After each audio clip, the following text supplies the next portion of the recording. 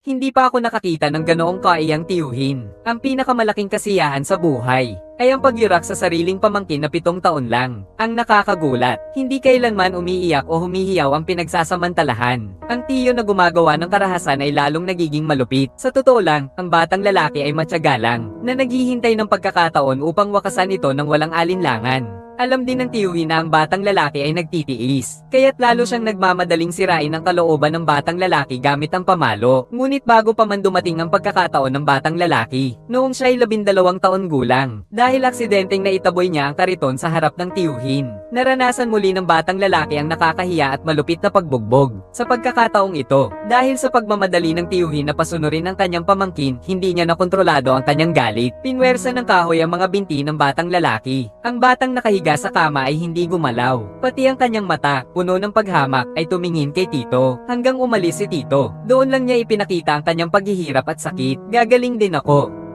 Tulad ng lahat ng bagay na nakikita mo sa buhay. Sa katunayan, ang dahilan kung bakit matagal na hindi natapos ng bata ang plano, ay dahil patuloy niyang iniisip ang lola niyang tanging nagtingin sa kanya bilang pamilya. Noong taon na yon, nawalan siya ng mga magulang. Si Age, na 7 taon gulang, ay ipinaampon sa kanyang tiyuhin. Pagdating niya sa bahay na ito, mula sa unang araw, hindi siya pinayagang makiupo sa mesa. Ang 2 anak ng tiyuhin, itinuturing din ng kuya na ito bilang kakaiba. Wala siyang karapatang pumasok sa paaralan. Ang araw-araw na gawain niya ay magsilbing alipin para paglingkuran ng pamilya ng tito niya. Sa kabutihang palad, tinuruan siya ng lola niya ng lihim na magbasa. Dahil dito, naitanim sa kanya ang isang binhi na magbabago ng kanyang kapalaran. Dumating agad ang kabayaran ng tito. Ang 2 niyang anak na lalaki ay namatay dahil sa diphtheria bago pa man maging adulto. Ngunit si Ega ay nagkaroon ng swerte nang matanggap niya ang kanyang notice of conscription. Ang kanyang tiyo ay nagpanggap na nawalan siya ng isang malakas na manggagawa sa bukid na nagbibigay ng supply sa mga sundalo, at may pagmamalaki ay dinala siya pauwi mula sa tanggapan ng conscription.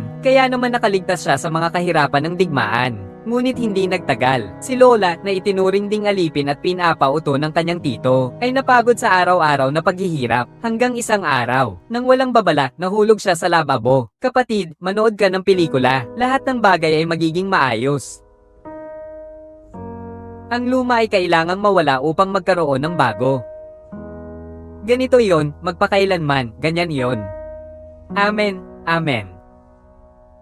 Walang umiyak para sa lola. Si Egg lamang ang nagtago sa damuhan. Umiiyak ng mapait. Ngunit mula noon, wala na siyang ibang alalahanin. Para sa kahihiyang naranasan niya noon. Para sa kapansanan na dala niya hanggang ngayon, isang bukol at pilay na binti. Ang plano ng paghihiganti ay palihim ng nabubuo sa isipan ni Ega. Marahil ay napansin nito ang nagbabagang galit na handa ng sumabog. Sa unang pagkakataon sa loob ng mahigit 10 taon, pinayagan si Ega na makisalo sa hapunan. Ngunit sinadyang binasag niya ang pinggan sa harapan ng kanyang tiyuhin. Alinsunod sa kaugalian na ang pagkukulang ay sinasaktan. Siya mismo ang umakyat sa atek at binabad ang pamalo ng hazelnut sa tubig. Papalapit ang kanyang tiyuhin na may hawak na pamalo ng hazelnut, at nagkunwari si Ega na masunurin. Ihanda ang posisyon para matanggap ang palo. Pero sa pagkakataong ito, hindi niya tinanggal ang pantalon. Naghintay siya na lumapit ang tito. Diretso siyang tumayo sa harap ng tito niya. Kung sakaling magtangkang saktan ako, papatayin kita. Ang gusto ni Age ay hindi kailanman paghihiganti. Ang nais niya lang ay magkaroon ng lakas ng loob at dahilan upang tumakas. Mula ngayon, makakaalis na siya ng walang anumang pasanin. Ang nayong nagbubuklod sa buhay ng iba. Pinagmamasdan niya ang mga bundok sa malayo. Tinahak niya ang landas na hindi pa niya narating. Dahil sa kanyang determinasyon at tapang. Mula sa sandaling ito, ang kanyang buhay ay nakatadhana ng maging isa na may mga bundok ng Alps. Parang mga bundok, may pag-akyat at pagbaba, parang mga bundok, maganda at kahanga-hanga. Salamat sa matibay niyang pangangatawan na nabuo simula pagkabata. Patuloy na naglalakbay si Egg, paminsan-minsan ay humihinto. Sunod-sunod na tumulong sa mga residente ng bayan sa pag-aararo ng lupa, at pagpuputol ng kahoy sa kagubatan at sa mga nyebe. Lumipas ang 10 taon. Ang dating walang laman na bag ni Egg ay napuno na pala ng mabibigat na barya ng hindi niya namamalayan. Isang araw, mabilis siyang tumakbo sa kagubatan at sa mga nyebe, habang naghahanda na siyang pumunta sa susunod na bayan. May nakita siyang isang sirang kubo sa isang tigang na burol, at ang isang kambing na walang laman ng katawan sa harap ng kubo ang nakapagpahinto sa kanya. May isang matandang lalaki sa loob ng kubo na nagdurusa sa sakit, at hindi niya maiwasang maalala ang kanyang lola na naranasan ng hirap sa buhay ngunit matapang at mabait. Malapit na ang malakas na snow, kaya't binuhat niya ang mahihinang matanda at sabay silang nagtungo sa bayan. Tahimik ang kagubatan maliban sa mga yapak, tanging ang matanda, na parang kalawanging makina ang nagpapalabas ng hininga. Biglang linisan ng matanda ang kanyang lalamunan at mahirap na nagsalita. Ang kamatayan ay hindi ang pinakamasamang bagay. Bago ka magpatuloy, isipin mo muna kung saan ka ililibing. Magkakaroon ka ng sipon, at ang sipon ay magpapasakit sa iyong mga buto. Sisirain din ito ang iyong kalooban. Madalas sabihin ng mga tao, ang kamatayan ay nagdudulot ng panibagong buhay.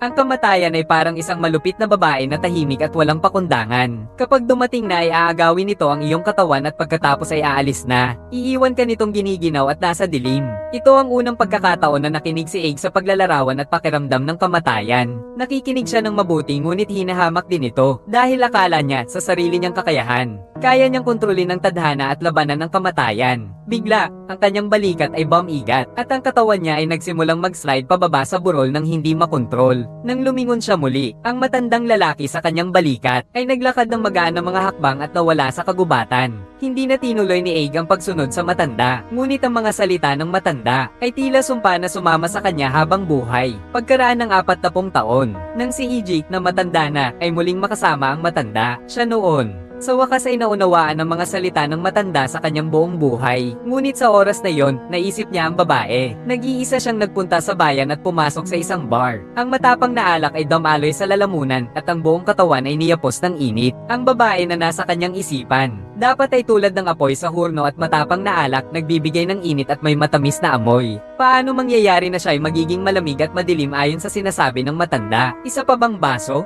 Habang tinitingnan ng babae sa harapan niya, si Ager ay hindi maiwasang magulat nang ibaba ng babae ang kanyang baso, hanggang ng pagdampi ng kanyang mga daliri sa balat. Para kay EG, 29 anyos na, isang maliit na apoy ang sumiklab sa kanyang puso, at sa isang iglap ay naging isang malaking apoy. Bigla siyang nagkaroon ng malinaw na layunin ng matinding pagnanasa, maghanap ng isang babaeng magbibigay ng init at magtayo ng isang mainit na tahanan. Dahil dito, mas nagsikap si EG sa kanyang trabaho. Matyaga siyang nagtitiis sa init ng araw sa bukid. Kaya rin niyang tiisin ang nagyayelong lamig ng kagubatan. Ano man ang trabaho ay tinatanggap niya at hindi kailanman nagrereklamo. Isang gabi, habang pinagmamasdan ng isang palangganang puno na ng mga barya na kanyang naipon, sa wakas ay nagkaroon ng lakas ng loob si EG at ginawa ang pinakamahalagang desisyon sa kanyang buhay. Kinabukasan, sumama siya sa isang taong bagong dating sa bayan. Nakilala ang may-ari ng bar at tumigil sa isang kubo. Tinutok ang tingin sa kumpletong mga gamit sa loob ng kubo. Masaya niyang ibinigay ang perang naipon sa loob ng 10 taon. Lahat ng ito ay iniabot sa may-ari. Mayroon na siyang sariling silungan mula sa ulan at hangin. Ang buhay na matagal niyang pinapangarap na parang paraiso ay unti-unti nang nagiging totoo sa kanyang harapan. Ngunit ilang araw lang ang lumipas, habang ang mga sasakyan ay rumaragasa papasok sa bayan.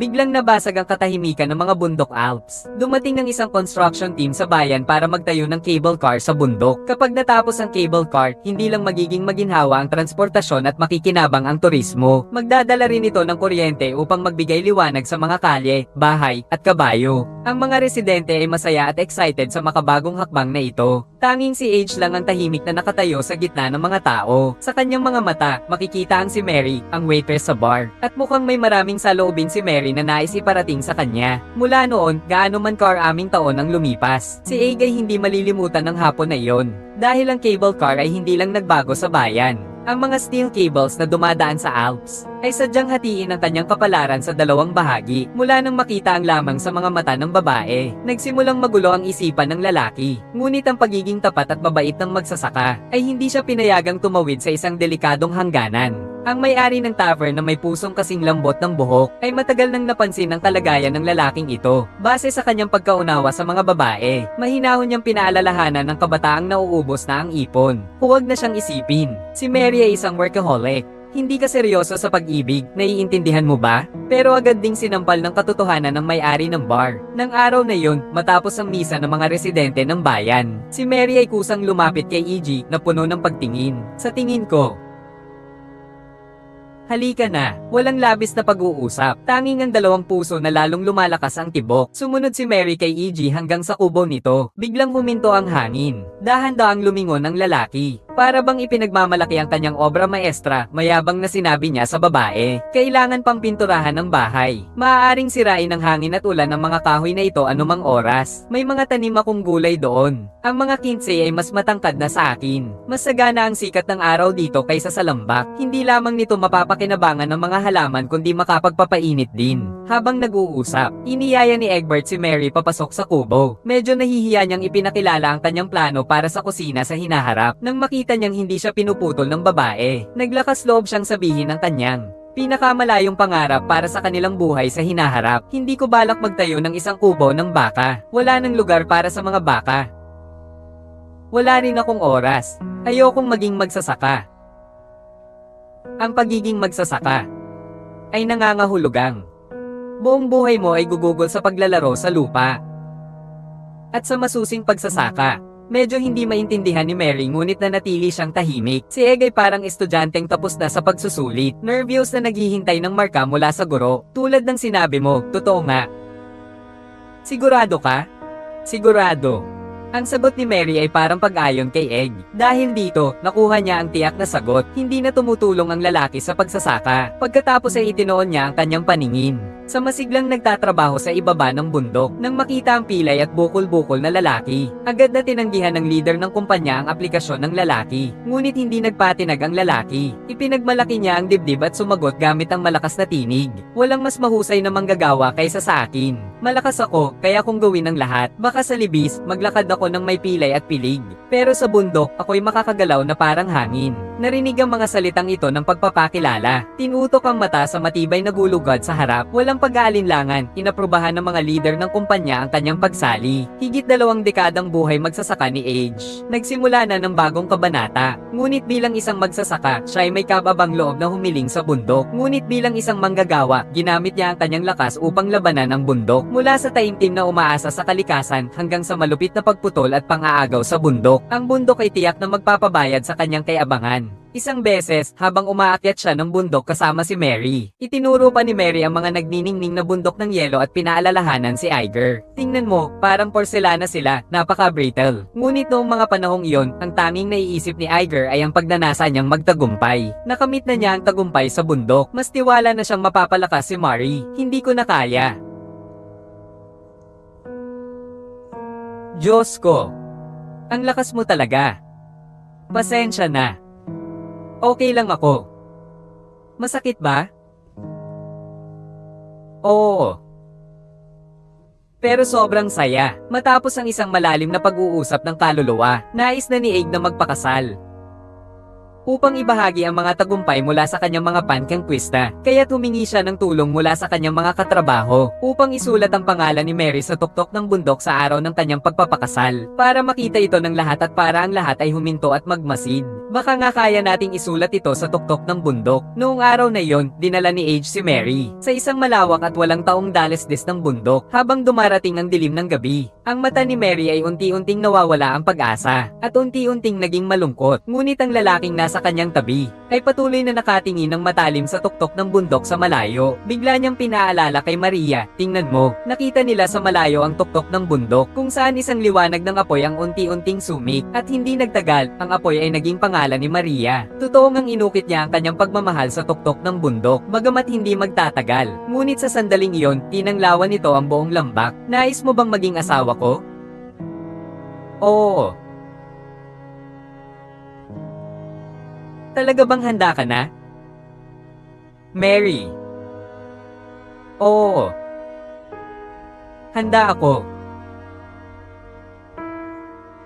Sa edad na 35, kinasal si Ager kay Mary at dinala siya sa kaban.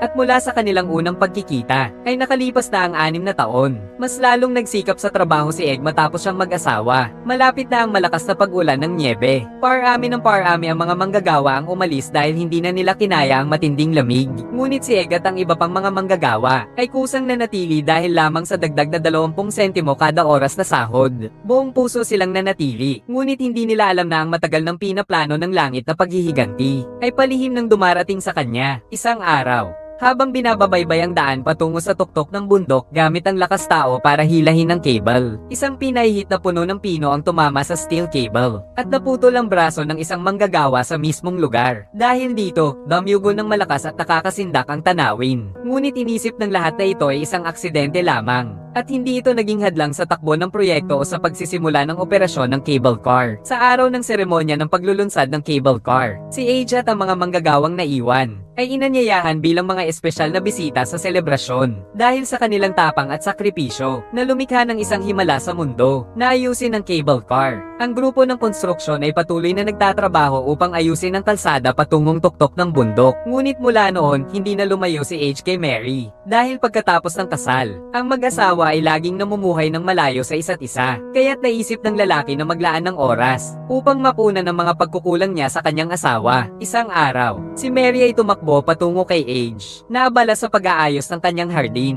Nakita ng lalaki na ang asawa ay masigasig sa kanyang gawain. Kaya't siya rin ay naging interesado. Masayang ipinapakilala ng lalaki sa babae kung paano niya palalawikan ng taniman at magtatanim ng mas maraming gulay at prutas. May mga bagay na tatubo.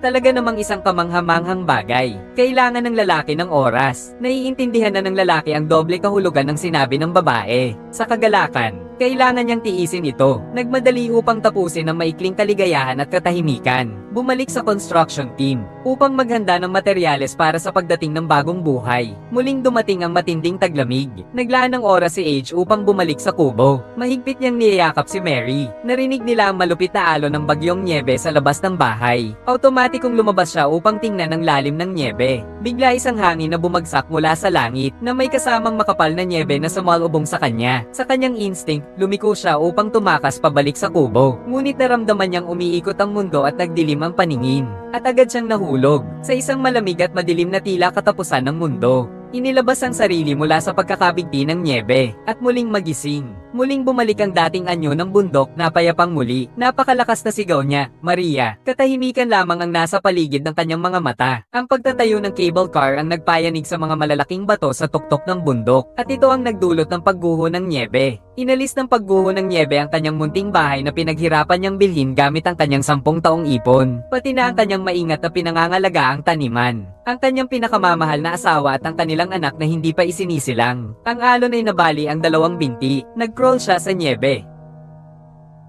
Tinutulungan ng mga tao sa bayan si Ager. Hinukay nila ang kanyang asawa na malalim na inilibing ng nyebe. Sa araw ng libing, nagpapasalamat ang mga tao sa Diyos na nailigtas ang iba, habang ang mga malamig na kamay ay isa-isang hinahawakan ng kamay ni Ager. Pakiramdam niya ay parang isang dayuhan. Nagpakita ng pagkabigla at hindi makapaniwalang ekspresyon. Totoo ba na ang kamatayan ay tulad ng sinabi ng matandang nasa kagubatan? Walang dala ni isang bagong bagay. Kapag tapos na ang pagsamsam sa iyong katawan, tahimik na itong aalis. Walang tahanang si Age. Inakay siya pabalik sa bayan ng may-ari ng tavern at ng kanyang mga kasama. Matapos ang ilang buwang pagpapagaling. Sa wakas, nakakalakad na siya. Ngunit ang mukha ay nananatiling puno ng pamamanhid at pagkalumo. Isang araw, natunaw ang yelo at nyebe. Hindi niya mapigil ang tumingin sa dating tahanan. Pagkatapos, nagtipon siya ng lakas ng loob at isinabat ang tungkod. Muling tumayo sa gitna ng mga guho. Pagkatapos ng pagguho ng nyebe, ang tahanan ay naging putik at kalungkutan. Bigla, sa gitna ng kalungkutan, nakita niya ang isang sinag ng pag-asa. Iyon ay isang sulok ng palda ni Mary. Naalala ko noong unang date namin. Naka-summer dress siya noon. Ibinangon ni Mary ang buhok at hindi sinasadya niyang naipakita ang peklat sa leeg. Inexplika niya pa sa kanya na ito ay isang sugat mula nung bata pa siya nang mad-apa siya at malaglag sa pigpen. At kinagat siya ng inahing baboy. Noong panahong iyon, si Igel ay nagbigay pa ng aliw sa kanya. Sinabi niyang ang peklat ay katulad ng mga taon. Isa't isa, taon pagkatapos ng taon. Lahat ng mga ito, si Chige na nanonood ng pelikula. Lumikha ng itsura ng isang tao. Pag naisip ito, hindi na malungkot si Age. Sa isang malabong pag-iisip, pakiramdam niya si Mary ay patuloy na makakasama siya sa ibang paraan. Pag gumaling na ang kanyang pinsala sa binti, pumunta siya sa kumpanya ng cable car upang humingi ng paliwanag para sa kanyang asawa. Ngunit ang namamahala ay nagsabi na ang huling pagsabog ay 1 linggo bago ang avalanche bilang dahilan. At pinalalahanan si Age kung gaano kalayo ang kanyang loika dahil sa alaala ng kanyang pumanaw na asawa. Ang kumpanya ang mag-aasikaso ng maintenance at pagpapagawa ng 17 cable car sa mataas na lugar. Lahat ay ipinagkatiwala kay Age. Kailangan mong tiyakin na may matibay kang pundasyon sa ilalim ng mga paa mo. Hindi naman. Hindi tinanggap ni Age ang kompensasyon mula sa pamunuan ng kumpanya para sa espesyal na trabahong ito. Dahil sa mata niya, kung tinanggap niya ang trabaho, ibig sabihin ay tanggap na rin niya mula sa puso ang pagkamatay ni Mary. Para makaligtas, bumalik si EG sa pangkat ng mga manggagawa, ngunit araw-araw ay malungkot siya. Ayaw niyang makipag-usap kanino man. Ang dati niyang mga malalapit na kasamahan ay napansin na ayaw tanggapin ni EG ang pagkamatay ng kanyang asawa. Kaya naman, pinapalakas nila ang loob niya. Lahat tayo ay haharap sa kamatayan, maaga man o huli. Sa katunayan, mula nang ipanganak ka ay patuloy ka nang nawawalan. Una ay ang mga ngipin, tapos ang mga braso. Sunod ay ang lahat ng iyong mga ngipin. Nang una ay isang alaala lamang.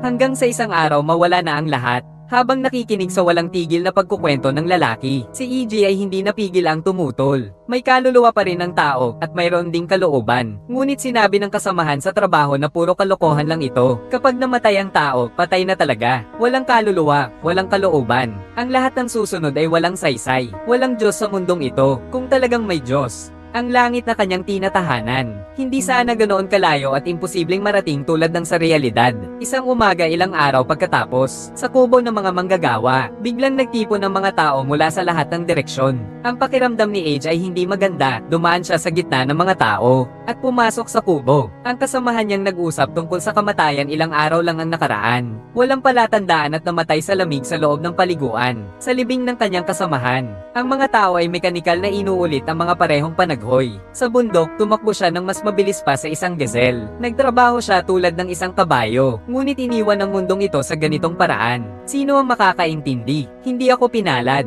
Ngunit tulad ng sinabi ng pari, ang daan patungong langit ay hindi masukat. Walang emosyon ang mga mukha ng mga taong dumalo sa libing. Si Egg lamang ang biglang lumiwanag ang mga mata. Tila ang kamatayan ay gaya ng sinabi ng matandang lalaki sa kagubatan. At ng mga yumaong kasamahan sa trabaho, wala itong dadalhin na anumang bago. Patay na. Patay na. Walang kaluluwa, walang kalooban, walang Diyos. Hindi maiiwasan ng mga tao ang kamatayan kahit anuman. Maaaring dumating ito anumang oras at saan man. Pantay-pantay para sa bawat isa. Simula noon, si Age, hindi na natatakot sa anumang uri ng pagkawala.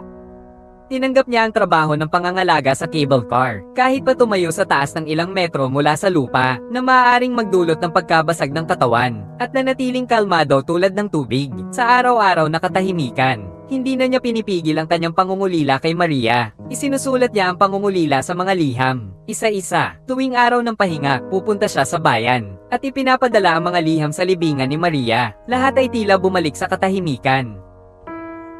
Ngunit ang tadhana ay nagpasya na dumating sa puntong ito. Ibinigay sa kanya ang pinakamalaking pagsubok at hamon. Nang sumabog ang ikalawang digmaang pandaigdig, maraming kabataan ang sumabak sa digmaan. Ang mga cable car na minsang nagpapahinga sa katahimikan ng Alps ay tumigil na rin sa pagtakbo. Si Egger, na nangakong hindi na magiging magsasaka, ay muling gumamit ng karit at asarol at naging isang magsasakang umuupa. Ngunit pagkatapos lamang anihin ng isang taniman, nagsimula ng umalingaw-ngaw sa buong bayan ang anunsyo ng panawagan sa pagsusundalo. Dahil sa pamilyar siya sa mga daan sa bundok at marunong magayos ng mga cable ng bakal at mag-drill sa mga bato, si EG ay ipinadala sa Caucasus upang makilahok sa pakikipaglaban para sa pagpapalaya sa silangan. Si EG ito, ang unang pagkakataon na makalabas siya sa mga bundok na nagkulong sa kanya sa halos kalahati ng kanyang buhay. Ngunit itinulak siya ng tadhana patungo sa isa pang bundok na hiwalay sa mundo, sa rehiyon ng Caucasus. Ang misyon ni Egg ay ang mag-isa na magbantay sa isang liblib na kuta. Nung una, nagagamit pa niya ang kanyang teleskopyo para makita ang kanyang mga kasamahan na nagbabantay sa ibang kuta. Ngunit pagkatapos ng hindi malamang tagal ng panahon,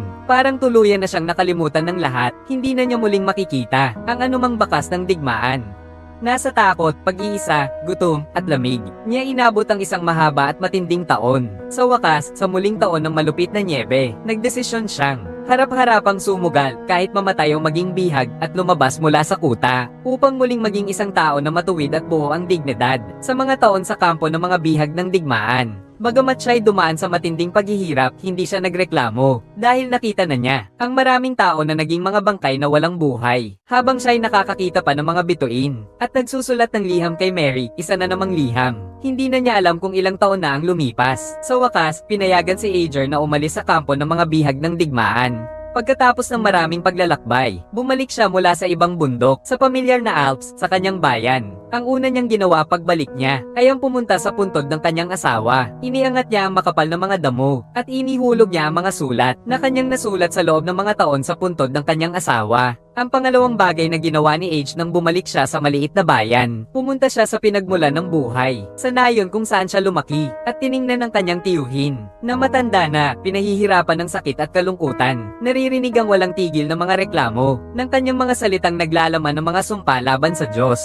At naglakad siya ng may paghamak dumaan sa harap nito. Pagtungo sa hinaharap, si AJ ay muling naging isang magsasaka. Lumipas ang mga taon matapos ang taon. Mabilis, siya ay naging isang matandang may mabait na mukha, mula sa isang matipunong kalalakihang puno ng determinasyon. Wala siyang permanenteng tirahan. Kung saan siya nagtatrabaho, doon din siya naninirahan. Karamihan ng oras, siya ay nakatira sa kabayo ng kanyang amo. Pamapalo na siya sa 70 taon. Sa tulong ng may-ari ng bar, sa wakas ay nagkaroon siya ng permanenteng tirahan. Isa itong 2 palapag na lumang bahay na malapit ng Give-In. Ang ikalawang palapag ng bahay ay ginagawang pansamantalang paaralan ng bayan. Pinayagan si Age na tumira sa unang palapag, hanggang sa araw ng demolisyon ng bahay. Akala niya ang buong buhay niya ay magtatapos sa pag-iisa at pagiging hindi kilala. Hindi inaasahan na ang paglilipat bahay na ito ay muling magbibigay buhay sa kanyang buhay. Noong araw na yon, dahil hindi na kaya ang ingay ng mga bata sa taas, si Age ay hindi nakatiis at tumakbo pataas. Ngunit ang tumambad sa kanya, bukod sa mga bata, may isang matanda ring may magandang biro. Nasa ilang salitang lang, ay pinapula ang mukha ni Age at pinagtakbuhan siya. Kinabukasan, dinala ng matanda ang isang cake na siya mismo ang nag-bake, at dumaan upang magbigay galang at humingi ng tawad. Ang tadhana talaga ay isang bagay na mahirap ipaliwanag. Tinitingnan ng matandang babae sa harap niya, nagpakita ng isang mahiyain na ngiti na parang isang dalaga. Pagkalipas ng higit 30 taon mula nang mamatay ang kanyang asawa, ang matandang lalaking sanay sa katahimikan at pagiging mag-isa, biglang nakaramdam ng isang hindi maipaliwanag na kilig. Sa mga darating na araw, ang matandang babaeng pumasok sa buhay ni Age, laging kusang nag-aalaga sa buhay ni Age. Magkasama nilang sumakay sa cable car, pagtuklas sa magagandang tanawin ng Alps. Si Eagle ay nagkaroon ng isang sandali ng kakaibang ilusyon, na para bang ang mga paghihirap noon ay hindi kailanman nangyari, na para bang bumalik siya sa panahon 40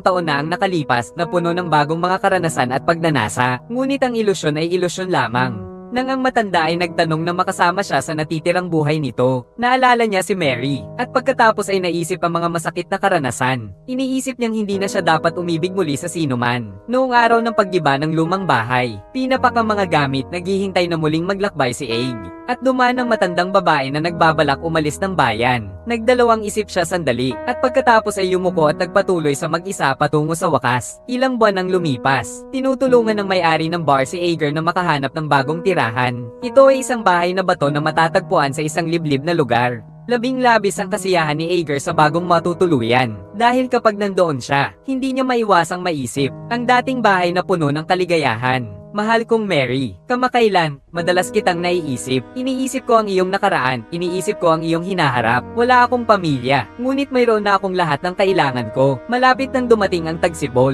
Nakita na ng mga ibon ang pagdating nito. Ang lahat ng bagay ay nagsisimulang magbuhay, at nagsisimulang kumilos. At sa kailaliman ng niebe, ang mga usbong ay sumisibol na. Noong pumunta siya sa bayan, nakisalamuha si EG sa grupo ng mga kabataan. Nang marinig ang balita ng paglanding ng mga astronaut sa buwan, bigla siyang nakaramdam ng pagkalito at pagkamangha. Parang napakatagal na niyang nabubuhay. Sa paglalakad pabalik sa kanyang batong bahay sa bayan, nakita niya mula sa malayo ang mga taong nakapalibot sa isang fire truck. Dahan-dahan siyang lumapit sa mga tao. Nagulat siya nang makitang ang dala ng fire truck ay hindi iba, kundi ang matandang lalaking nakilala niya sa kagubatan noong siya ay 29 na taong gulang. Ang matanda ay naging isang mommy na. Natagpuan siya ng ilang mga turista na umaakyat sa bundok sa isang bitak ng glacier. May nagtanong kung gaano katagal kaya nakahiga ang bangkay sa glacier. Masayang sumagot si Egwo. 40 dekada na, sa simbahan ng bayan. Inorganisa ng mga tao ang libing para sa matandang lalaki. Hindi napigilan ni Ager na lumapit sa kabaong ng matanda. Tumingin sa mukha nito, na bagamat matigas na, ay malinaw na isang ngiting mukha. Naalala niya ang mga payo na gumugulo sa kanyang isipan sa loob ng 4 na dekada, parang isang sumpa. Parang mayroon pang maraming bagay na naisabihin si Age sa matanda. Ngunit sa huli, ngumiti na lamang siya at sinabi, "Ngayon, katulad ng dati mong sarili, ako rin ay may kyphosis. Minsan, pakiramdam ko ang aking likod ay lumalaki at tumataas." Sa mga sumunod na araw, parang narinig ni Age ang tawag ng kamatayan.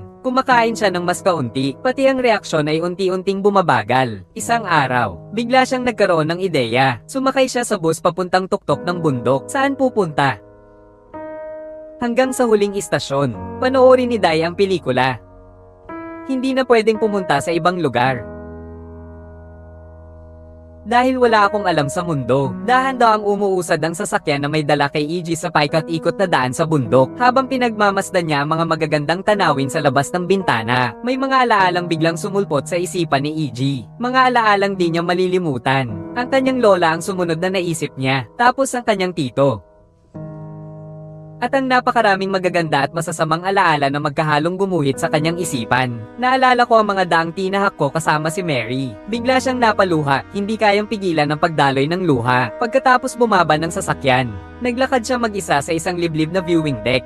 Tinitingnan ng mga bundok na malayo at napakaganda. Nararamdaman niyang, sa sandaling ito, nahanap na niya ang isang kaligayahan na hindi pa nararanasan. Mahal kong Mary, hindi ako naniniwala sa Diyos. Hindi ako natatakot sa kamatayan. Katulad ng lahat ng tao, mayroon din akong mga pangarap at pag-asa. Ang iba ay natupad na, ang iba naman ay hindi na matutupad. O kaya kapag natamo ko na, ay kinuha ito mula sa aking mga kamay. Hindi ko na maalala kung saan ako nagsimula o kung saan pupunta. Sa mga panahong ito, muli kong sinuri ang landas na tinahak ko sa buong buhay ko. Maliban sa pagiging pagod, ako'y labis na masaya dahil sa kaligayahang wagas. Matapos kong isulat ang liham para kay Mary, wala ni kaunting sakit si Age. Umalis siya sa buhay sa pinakamataas na dangal, sa araw ng libing. Ang kanyang kabaong ay hindi sinasadyang tumama sa mga bato. Sa isang saglit, ang mga liham na isinulat niya kay Mary sa loob ng 30 taon, ay parang isang kawan ng mga paro-paro, na sabay-sabay na pumasok sa kanilang libingan ni Mary. Ang buhay ay isang malawak na nyebe. Tayo bawat isa ay isang piraso ng snowflake sa loob nito. Nag-iisa, lumilipad, nag-iisa ring bumabagsak, tuluyang nawawala. Paano kaya malalampasan ang mahaba, malamig, at malungkot na, at sandaling buhay na ito?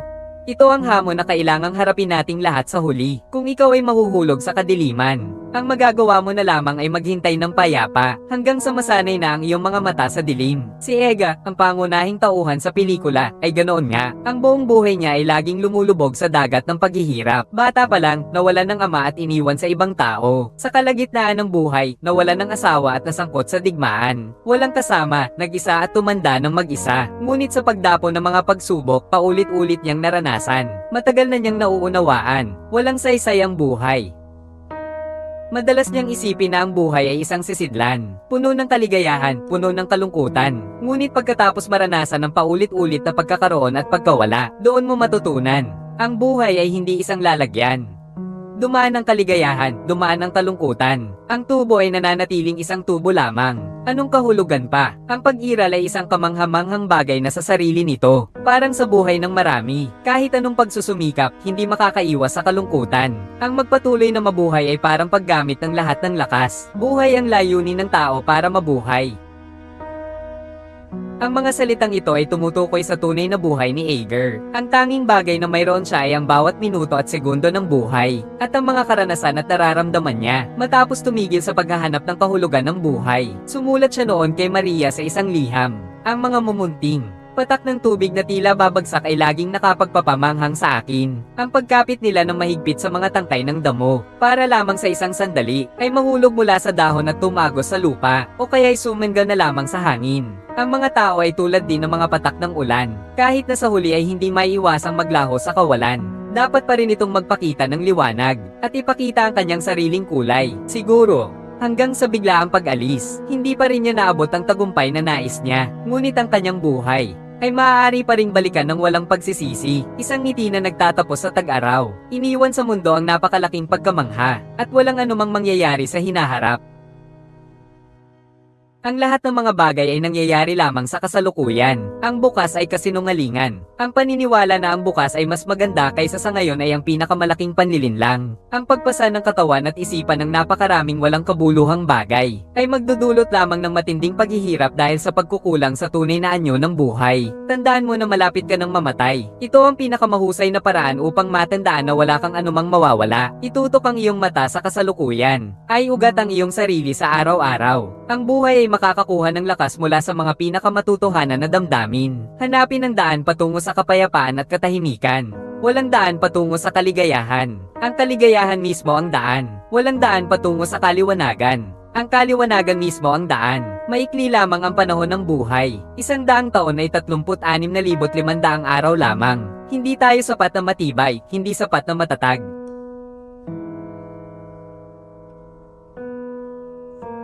Hindi sapat ang ating awa, hindi sapat ang pagmamahal. Puno tayo ng mga butas na lumalangoy sa agos ng panahon. Masyado tayong maraming nawawala, kulang ang ating natatanggap. Pero, hanggat makakakuha ka ng isang patak ng tubig araw-araw, hanggat may ipon, maaaring maging isang malaking alon ng buhay. Kaya nitong lumunin ang lahat ng paghihirap. Sa oras na ito, ang buhay ay tila mahaba. Magiging mas mahaba pa ang iyong buhay. Parang isang malaking ilog na dumadaloy. Kapag ang iyong buhay ay malapit ng magtapos, hindi ka magiging katulad ng mga taong puno ng takot sa kamatayan, na luhang-luha bago mamatay, na nagsisisi ng husto. Ikaw ay aawit ng awit ng kamatayan, tatanggapin ang wakas. Noong panahong iyon, ikaw ay patay na. Hindi ito pagkawala. Ito ay pagsasanib sa dagat. Ito ay kaligayahan. Ito ay makita ang walang hanggan.